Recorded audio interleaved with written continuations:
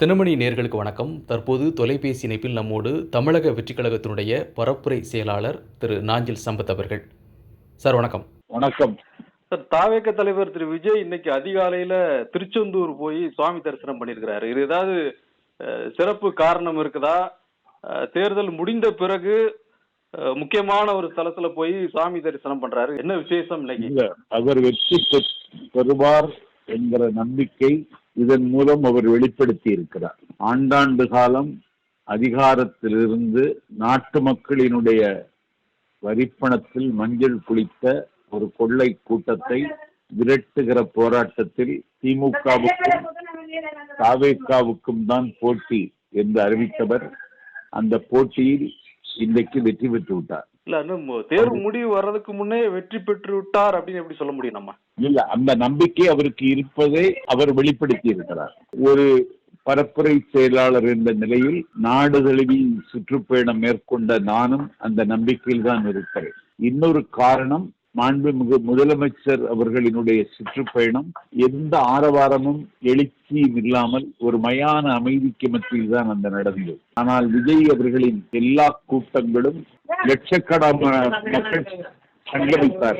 நாஞ்சில் சம்பத் என்கிற நான் 39 ஆண்டு காலம் தமிழ்நாட்டில் கிழக்கு, மேற்கு, தெற்கு, வடக்கென்று ஒரு பயணம் செய்த நான், எனக்கு தெரிந்து எந்த தலைவருக்கும் இப்படி ஒரு கூட்டம் வந்ததில்லை. ஆகவே தமிழ்நாட்டில் ஒரு அரசியல் மாற்றத்தை எதிர்பார்த்தவர்கள் அரசியல் மாற்றத்தை மட்டுமல்ல ஆட்சி மாற்றத்திற்கும் அகரம் எழுதப் போகிறார்கள். எங்கள் தலைவர் விஜய் சிகரத்தில் அமரப் போகிறார் என்கிற நம்பிக்கை தமிழ்நாட்டு மக்களுக்கும் இருக்கிறது, தலைவருக்கும் இருக்கிறது. எனக்கு இது மிகுந்த மகிழ்ச்சியை தருகிறது. குறிப்பா திருச்செந்தூர் தேர்ந்தெடுக்கப்பட்டதுக்குன்னு சொன்னது சில பேர் காரணம் ஏதோ ஜோதிட ரீதியா அங்க போய் அவர் தரிசனம் பண்ணதாருங்கிற மாதிரி சொல்றாங்க. அது எந்த அளவுக்கு உண்மைன்னு கேட்க? இல்ல, அவர் ஜோதிடம் பார்க்கிறவரா, அதில் நம்பிக்கை உள்ளவரான்னு எனக்கு தெரியாது.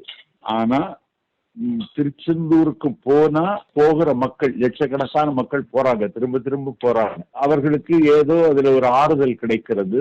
இன்னும் சொல்ல போனால் அவர்கள் அதுல மகிழ்ச்சியும் கிடைக்கிறது. அவர்கள் நினைத்தது நடக்கிறதுன்னு ஒரு நம்பிக்கை இருக்கு. அது எங்க தலைவருக்கு இருக்கான்னு தெரியல. ஆனா இன்னைக்கு போயிருக்கிறாரு.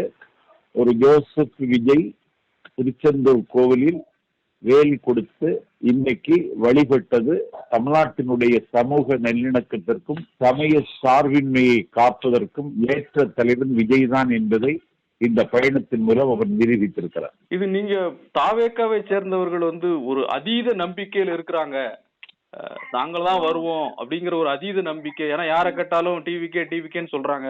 அதை வைத்து ஒரு அதீத நம்பிக்கையோடு இருக்கிறாங்க. ஆனால் களம் அந்த மாதிரி இல்ல, அந்த மாதிரி நடக்காதுன்னு சொல்லியும் ஒரு பார்வை இருக்கு. அது திட்டமிட்டு எல்லா நெறியாளர்களும், ஊடக தொலைக்காட்சி நெறியாளர்கள் விலை போய்விட்டார்கள், ஊடகங்கள் விலை போய்விட்டன, சமூக வலைத்தளங்கள் விலை போய்விட்டன. சபரீசன் அள்ளி வீசிய வெள்ளி காசுக்கு அவர்கள் பலியானது. தமிழ்நாட்டினுடைய அரசியலில் இது ஒரு மோசமான குறியீடு. என்னை கேட்டால் ஒரு பத்திரிகையாளன் என்பவன் இலையுதிர்காலத்தினுடைய ஆயுளை கூட அதிகரிக்க முடியும் என்று நம்புகிறவன் தான். ஆனால் பத்திரிகை ஜனநாயகம் இன்றைக்கு ஸ்டாலினுடைய ஆட்சியில் இந்த ராஜாங்கத்தில் படாத பாடுபடுகிறது. திட்டமிட்டு நாங்கள் போட்டியில் இல்லை என்று சொல்லுகிற அளவிற்கு சர்வீஸ் போன்ற ஊடகங்கள் இந்த செய்தியை திரும்ப நெறியாளர் ஒருவர், அதுவே அரசியல் விமர்சகர், திறனாய்வாளர் என்று இந்த நாட்டு மக்களுக்கும் அவர்களுக்கு சம்பந்தமே கிடையாதவர்களை உட்கார வைத்துக் கொண்டு இருட்டடிப்பு செய்தது வன்மையான கண்டனத்துக்குரியது. நான் மிகுந்த கவலை அடைந்தேன். தமிழ்நாட்டினுடைய மூத்த செய்தி நிறுவனம் இவ்வளவு பெரிய அநியாயத்தை கூச்சம் இல்லாமல் செய்கிறது. ஸ்டாலினை பல்லக்கில் தூக்கி வைத்து அவர்கள் கொண்டாடுவதில் எனக்கு ஒன்றும் குறையில்லை. ஆனால் உண்மையை ஆழ குழி தோண்டி புதைப்பதற்கு ஒரு ஊடகம் முன்வருவது என்பது தமிழ்நாட்டில் இது ஒரு ஜனநாயக படுகொலை என்றே நான் கருதுகிறேன். உங்களை பொறுத்தளவுல போறீங்க, ஆட்சியை பிடிக்கும் அளவிற்கு தாவேக்க வந்துவிடும் அளவு நம்புறீங்களா? இல்ல